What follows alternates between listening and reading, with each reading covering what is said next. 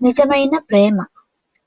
నిజమైన ప్రేమ మరియు నమ్మకం ఎప్పటికీ మరువలేనివి. చిన్న కుక్కపిల్లకు ఆ బాలుని మీద ప్రేమ చివరకు ముగింపు ఏమిటో ఈ కథలో చూడండి. ఒక చిన్న గ్రామంలో రాజు అనే ఒక చిన్న కుర్రవాడు ఉండేవాడు.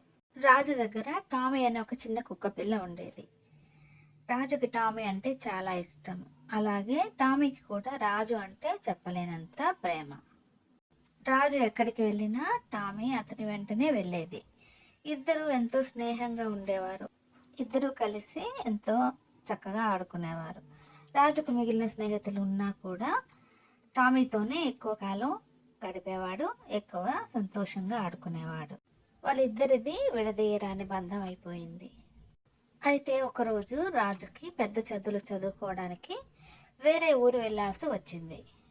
రాజు ఉండేది చిన్న గ్రామం అవడం వలన అక్కడ పెద్ద చదువులు చదువుకోవడానికి వీలయ్యేది కాదు. అందువలన తప్పనిసరిగా వేరే ఊరు వెళ్ళాల్సి వచ్చింది రాజుకి చదువుకోవడానికి. రాజుకి టామీని విడిచి వెళ్ళాలని లేదు. రాజు టామీని గట్టిగా హత్తుకొని మళ్ళీ త్వరలో వస్తానని చెప్పి వెళ్ళలేక వెళ్ళాడు కన్నీళ్లతో రాజు. కానీ టామీ మాత్రం రాజు వెళ్ళిన దారిలోనే నిలబడి ఎదురు చూడసాగింది. రాజు త్వరలోనే వస్తానని చెప్పిన మాట పదే పదే గుర్తు రాసాగింది ఆ మూగజీవికి. అందుకనే ఎక్కడ తనకు వీడ్కోలు చెప్పాడో రాజు అక్కడే కూర్చొని ఎదురు చూడసాగేది రాజు కోసం టామీ. రోజులు గడిచాయి, వారాలు గడిచాయి, కానీ రాజు మాత్రం తిరిగి రాలేదు. వర్షం వచ్చినా ఎండ ఉన్నా టామీ మాత్రం అక్కడి నుంచి కదలేదు కాదు.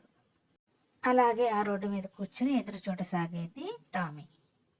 గ్రామంలోని వాళ్ళు టామీకి ఆహారం ఇచ్చేవారు, కానీ టామీ మాత్రం అసలు ఆహారం తీసుకునేది కాదు.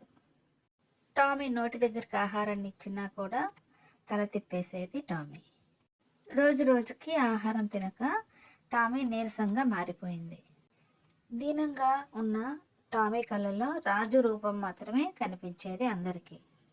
ఒకరోజు అతి బలహీనంగా మారిన టామీ కష్టం మీద తల ఎత్తి ఆశగా చూడసాగింది రోడ్డు వైపు. అదే సమయంలో దూరం నుంచి రాజు రావడం కనిపించింది టామీకి. రాజు వేగంగా పరిగెత్తుకుంటూ రాసాగాడు టామీ దగ్గరికి. టామీ పరిగెత్తుకుంటూ వస్తున్న రాజును చూసి ఆనందంగా లేచి నిలబడింది.